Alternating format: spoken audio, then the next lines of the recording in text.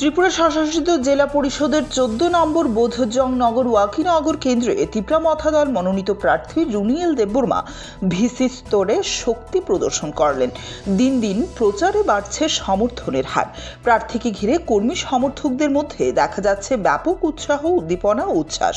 সংবাদ মাধ্যমের মুখোমুখি হয়ে রুনিয়েল দেববর্মা দাবি করেন, ভিসি স্তরে তিপ্রা মথা ব্যাপক সাড়া পাচ্ছে এবং মানুষের সমর্থন ক্রমশ বাড়ছে। তিনি অভিযোগ করেন, এডিসি বিরোধী দল বিজেপি সভা করতেও পারছে না। এছাড়াও ছোট পার্টি বলে যারা তিপ্রা মথাকে খাটো করছেন তাদের উদ্দেশ্যে তিনি বলেন, 17 তারিখেই প্রমাণ হয়ে যাবে বড় পার্টি ছোট পার্টির কাছেই হারতে যাচ্ছে।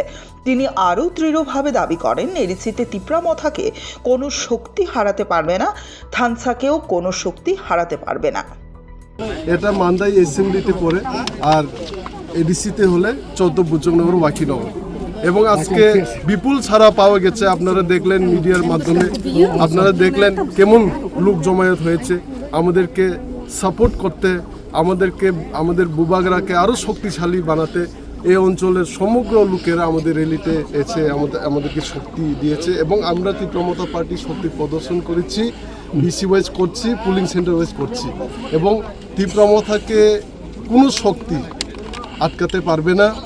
তিপ্রাসা থানচার শক্তি জয়ী হচ্ছে 17 তারিখ, তিপ্রা মথা পার্টি জয়ী হচ্ছে, বুবাগরা জয়ী হচ্ছে। প্রতিপক্ষ দল তো এখন পর্যন্ত একটা প্রোগ্রামই করতে পারেনি, এ পুরোনো বিসি কন বিভিন্ন অঞ্চলে কন, আর ওরা কি করছে, ফেক জয়নিং প্রোগ্রাম করছে ওরা। আর আমি বলছি, মিডিয়ার সামনেও বলছি, চিকন পার্টি আমাদেরকে ছোট পার্টি বলে, ছোট পার্টির কাছে বড় পার্টি নিজেকে যারা বলে ওরা হারতে যাচ্ছে 17 তারিখের রেজাল্টে।